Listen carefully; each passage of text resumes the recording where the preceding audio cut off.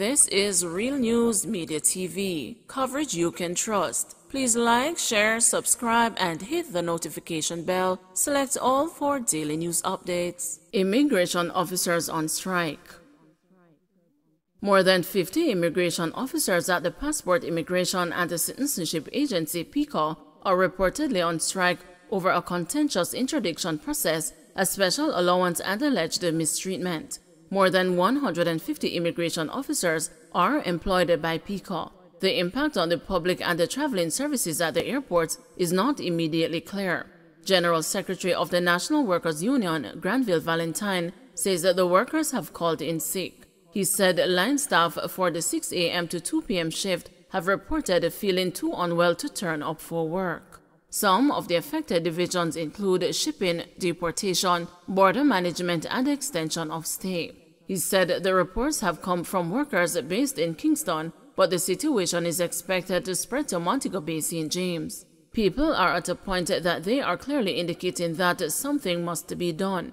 My take is that none of us is bigger than the country, and if there are problems that existed for over 2 years continuously and nothing effectively has been done, that alone will cause enough frustration, demotivation, and people will believe that there is no care, he said in a statement Wednesday morning.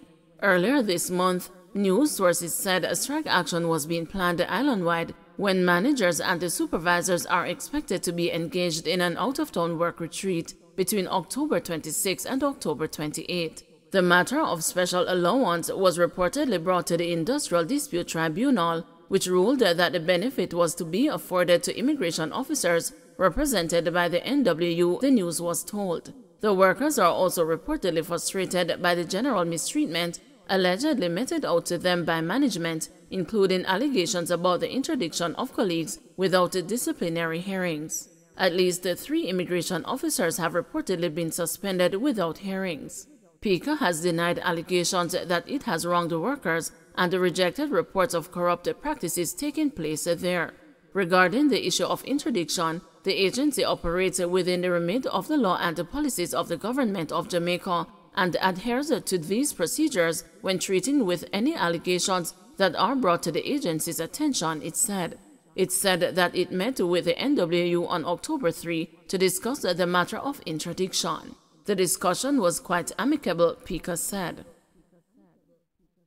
Trelawney hit with roadblocks. Several roads in Trelawney have been blocked, continuing the wave of protest across Jamaica over the poor conditions of the thoroughfares. Cut trees and other debris are restricting access to the main roads linking Martha Brae, Bounty Hall, and Good Hope. Students and the persons heading to work are among the groups affected by the protest. Residents say the roadways need urgent attention. Head of the Trelawney Police, Deputy Superintendent Winston Milton, says the police are responding to the situation.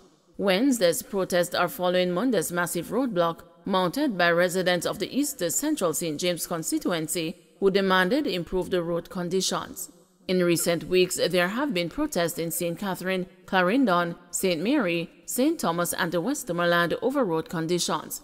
Prime Minister Andrew Holness has urged the protesters to be patient, saying there isn't sufficient money to carry out widespread repairs at this time.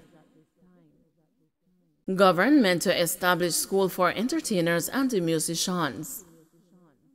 Prime Minister Andrew Holness announced on Tuesday that his administration will be constructing a school to train entertainers and musicians. Mr. Holness asserted that this was necessary to help halt the deterioration of the Jamaican society. He was speaking at a groundbreaking for the Jamaica's first science, technology, engineering, arts, and mathematics STEAM academy in Bernard Lodge in St. Catherine. The government plans to build a total of 6 STEAM schools at a total cost of US $133 million. An institution for the arts will also be constructed. Mr. Holness said this institution will help empower young people. Expect vegetable and salt shortage for Christmas, says JAS. Consumers are being told to brace for further increases in the prices of some vegetables due to inadequate supply. President of the Jamaica Agricultural Society, Lenworth Fulton, told the news that there is a shortage of carrots, tomatoes, cabbage, and lettuce. He said this is mainly due to damage to the crops from rains associated with Hurricane Ian last month. Mr. Fulton noted that the shortage of the crops could continue into the Christmas season.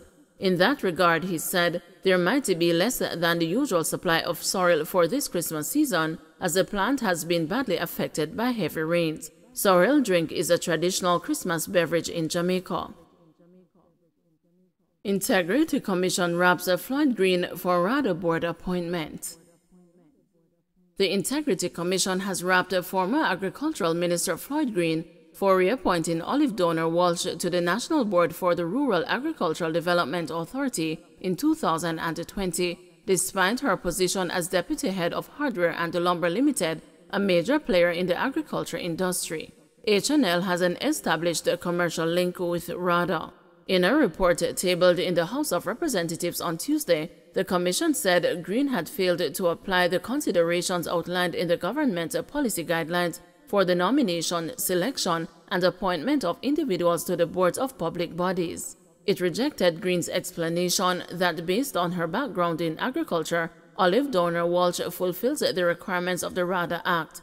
In light of the new requirements stipulated by Cabinet pertaining to the composition of public boards, namely inclusion of 30% females and retention of 1/3 previous board members, and her experience in agriculture, she would have been deemed suitably qualified for reappointment.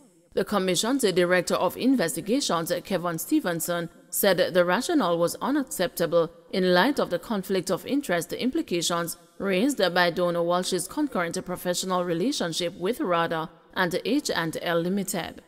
According to the report, between January 2017 and January 2021, RADA awarded 14 contracts to H&L Limited, totaling $136 million. 3 of those contracts were endorsed by Donor Walsh on behalf of H&L Limited. Stevenson noted her direct involvement in and proximity to the preparation of tender documents and the execution of contracts between both entities in her capacity as Deputy CEO of the company. This proximity and involvement created the perception that the authority's procurement processes were less than transparent, which may adversely impact public confidence in the operations of the authority, the Commission said. It noted that the value of contracts awarded to H&L Limited by RADA during the period further substantiated the nexus between the core business of the two entities. Donor Walsh has been a member of the National Board of Directors of RADA since April 2016 and was reappointed in June 2018 and November 2020. The report indicated that twice Donor Walsh made declarations to RADA that she was employed to H&L Limited in the capacity of Deputy Chief Executive Officer. The Commission in its recommendations urged that the Minister ensure strict adherence to the Government of Jamaica policy guidelines for the selection and appointment of individuals to the boards of public bodies, taking into consideration conflict of interest that is material to the core business of the entity. MP suggests the PNP settled the Jamaicans on gully banks in riverbeds and landfills. A war of words has erupted between the country's two main political parties over where and how the most vulnerable Jamaicans live and who is responsible for their predicament. The latest salvo was fired on Tuesday by Member of Parliament for St. Thomas Eastern, Dr. Michelle Charles. The Jamaica Labour Party member and the first-term MP, who was making her contribution to the State of the Constituency debate in the House of Representatives, suggested that the opposition People's National Party had settled the people on gully banks, in riverbeds and on landfills. She said in this regard the governing JLP was different from the PNP. Running a country is extremely challenging, but we don't run it the same, said Charles, a dentist. We, the JLP, are not the same as the PNP. We are not the same. This government is building a new St. Thomas. This government is building a new Jamaica, Charles added. She said this government is building houses for our citizens and not on gully banks, not in riverbeds and not in landfills. This Andrew Holness-led government cares for our people. This government is celebrating economic growth and stability. This government is filled with new ideas and new technology, she boasted. Her comments followed what has been described as inflammatory statements made on Sunday by her colleague MP Juliet Holness, who represents St. Andrew East Rural and is also the wife of Prime Minister Andrew Holness. Holness, who was addressing the JLP's Norbrook Divisional meeting at a Constant Spring Primary School in St. Andrew, said everywhere in my constituency that is unsafe to live, comrades live there. You hear what me say? Everywhere in my constituency that is not safe to live, comrades live there. She acknowledged that she was addressing a topic that was uncomfortable, but stressed that anywhere where river going to wash away people, comrades live there. Anywhere that is a garbage dump, comrades live there, and is not a Labour Party put them there.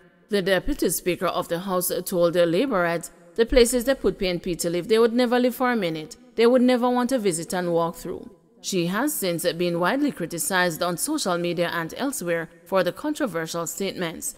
The PNP has also responded to the comments, describing them as reckless, partisan, and demanding to the people who are unfortunate enough to live in such circumstances. PNP General Secretary Dr. Dayton Campbell has described the comments as offensive and repugnant, while arguing that many Jamaicans have settled in flood-prone areas out of desperation. Don't forget to like, share, subscribe, and hit the notification bell. Select all for daily news updates.